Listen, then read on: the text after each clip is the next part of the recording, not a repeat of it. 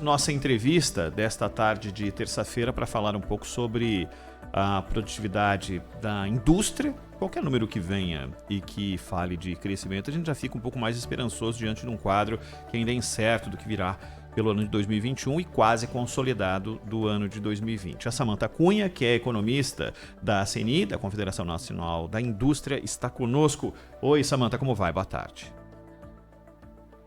Boa tarde.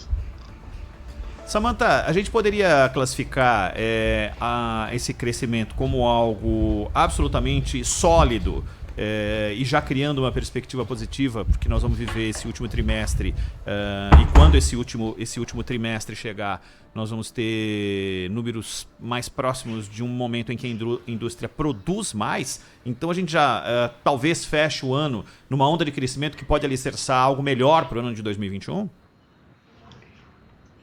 Não exatamente, né? Vou pontuar algumas coisas. O crescimento da produtividade nesse terceiro trimestre, comparado com o segundo trimestre, foi de 8%. Ele mais do que compensou a queda que a gente verificou no primeiro semestre do ano, que foi de 6,7%. É um crescimento importante, mas tanto esse crescimento acelerado quanto a queda anterior são movimentos que a gente chama de mais conjunturais, né? Mais passageiros, que refletem justamente o resultado, os efeitos da pandemia sobre a economia. Então, são resultado de mudanças no ritmo de produção das empresas e de mudança no ritmo de esforço dos trabalhadores, e não movimentos de mais longo prazo, que a gente chama de movimentos mais estruturais, como, por exemplo, uma maior qualificação do trabalhador ou o investimento na modernização de máquinas. Então, são movimentos mais temporários, conjunturais. No quarto trimestre, mesmo que a gente mantivesse esse ritmo acelerado de 8%, a produtividade do trabalho fecharia o ano abaixo de 1%. Então, ela manteria uma tendência que já vem sendo verificada de baixo crescimento da produtividade desde 2018. Sônia. Não está com a gente a Sônia? Vamos tentar reconectar a Sônia. Oi, Zaidan. Olá, Samantha, boa tarde. Boa tarde. Aliás, a palavra produtividade é muito interessante, né? Porque muitas vezes ela é sempre recebida como um conceito positivo, mas muitas vezes, claro, significa o mesmo número de trabalhadores produzindo mais no mesmo número de horas. Como você frisou, isso pode vir de mais qualificação, isso pode ser resultado de mais tecnologia, né? Máquinas melhores que facilitam o trabalho e a produção em menos tempo, mas é como você falou, essas seriam causas permanentes e não é o caso. A produtividade parece ter crescido por causas circunstanciais, é isso?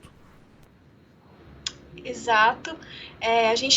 Quando a gente fala no crescimento da produtividade, como você explicou, a quantidade de horas, a produção aumentou muito mais que a quantidade de horas, então isso significa maior produtividade, mas ela é um reflexo da mudança na intensidade do esforço do trabalhador, no ritmo da produção estabelecido pelas empresas,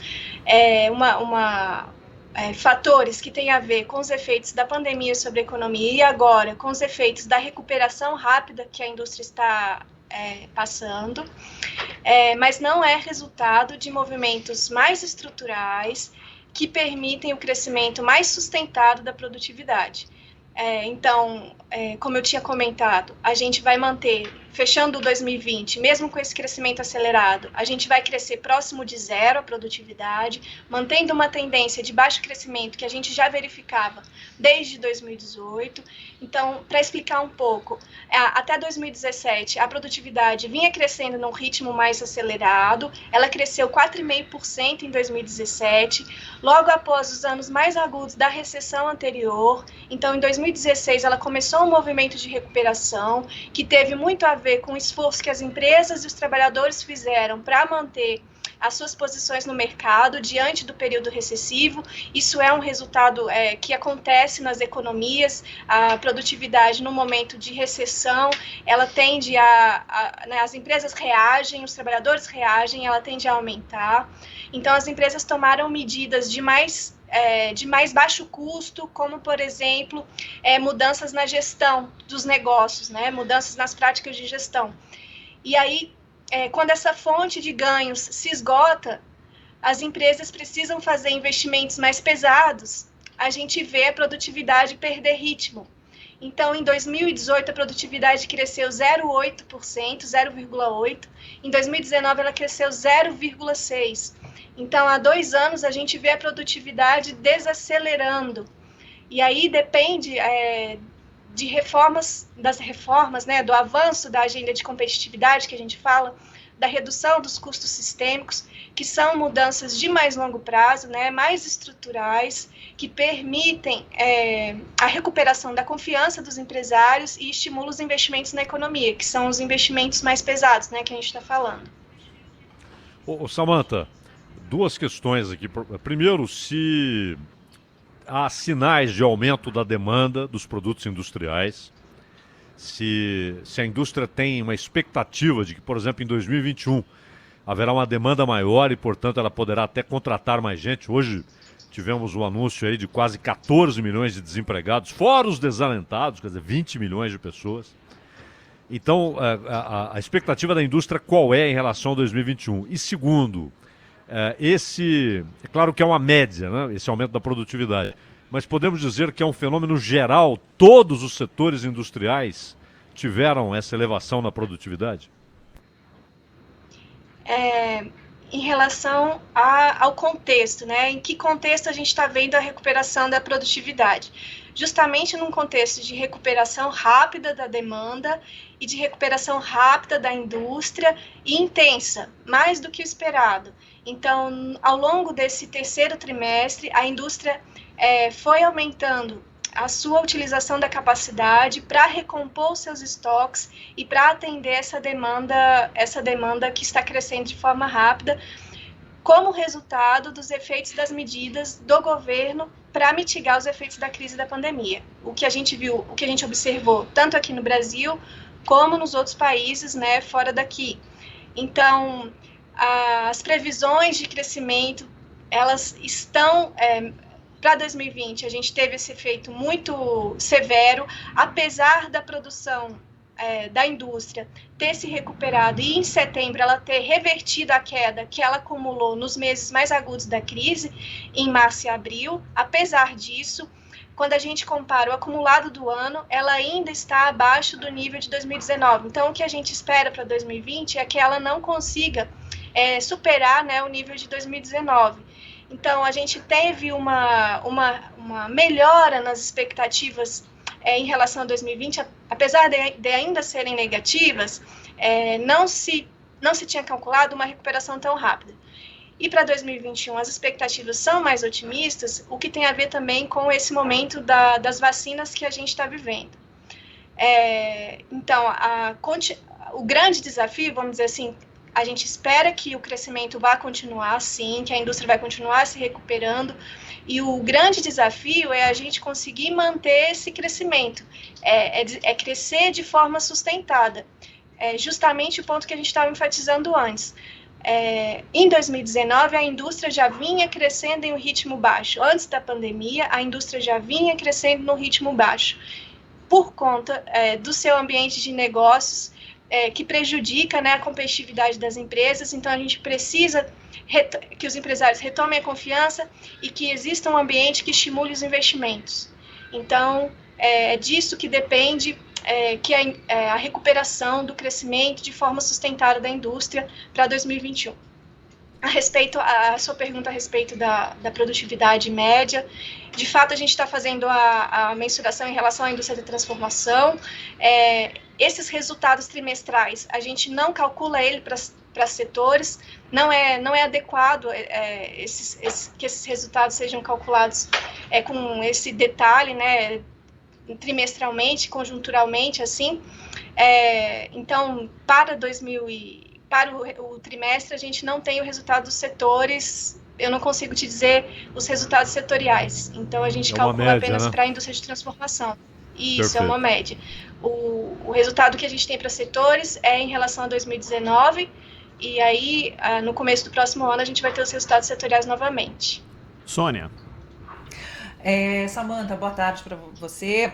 A gente sabe que as empresas, agora em 2020, para 2021 e em 2020, elas tiveram que se adaptar a uma realidade do tipo...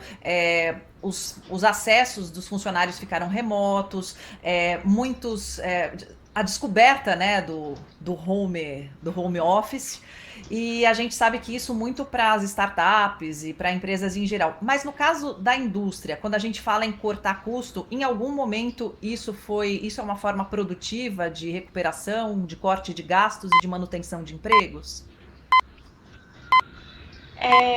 O que a gente viu foi as empresas sendo forçadas a se adaptar e muitas vezes acelerando tendências. Então, a gente já tinha uma tendência anterior de digitalização, né, afetando a indústria, afetando as empresas. Então, teve uma aceleração desse movimento de trabalho remoto. Isso ajuda a reduzir custos, sim, deve ser uma tendência que vai se manter, e faz parte dessas transformações que são tendências, né? São tendências que as empresas começam a olhar de forma mais atenta, porque elas foram aceleradas, né? Foram aceleradas pela crise de Covid. Queria até aproveitar a tua presença aqui, Samantha, você que tem um conhecimento amplo de indústria, de como funciona o mercado, porque muita gente está precisando de emprego, né? Isso vai ser um desafio para 2021, mas as pessoas estão buscando, enquanto estiverem paradas ou sem emprego, a capacitação em outras áreas. Então, que tipo de dica que você dá para quem está disputando aí um emprego na indústria, disputando uma vaga, algo que possa ser polivalente para que a pessoa garanta mesmo uma vaga e seja efetivo aí na resposta ao mercado, né? Comece aí uma carreira, principalmente para aquele mais jovem, que é aquela pessoa que ela não tem um currículo, né? Mas que ele precisa começar de alguma forma. Se eu posso citar uma coisa que também acelerou agora com a pandemia, foram os cursos à distância, que às vezes ampliam a possibilidade, apesar da gente saber da existência da desigualdade no acesso, né, a essas tecnologias, foram disponibilizados mais cursos à distância e muitas vezes gratuitos. Então, o Senai ele tem um trabalho importante de qualificação dos trabalhadores para a indústria, né? Assim como o SESI também, que atua na parte de educação. E no portal dessas entidades, a gente tem os cursos, muitas vezes são gratuitos, de qualificação do trabalho. Então, o que a gente sabe empiricamente é que a qualificação do trabalho permite um melhor emprego, permite você conseguir um salário maior, você conseguir uma colocação melhor no mercado. Então, a sua posição no mercado, você conseguir melhorar o seu padrão de vida, depende muito da sua escolaridade, da sua formação, da sua qualificação. Então, sempre que for possível investir na sua formação, isso é determinante para você conseguir uma posição, seja na indústria, seja em outros setores, né? E agora, com a pandemia, a gente até viu crescer um pouco essas oportunidades de curso, né? Tanto por conta dos cursos remotos, né? Que muitas vezes você não tinha esse acesso, e o curso gratuito.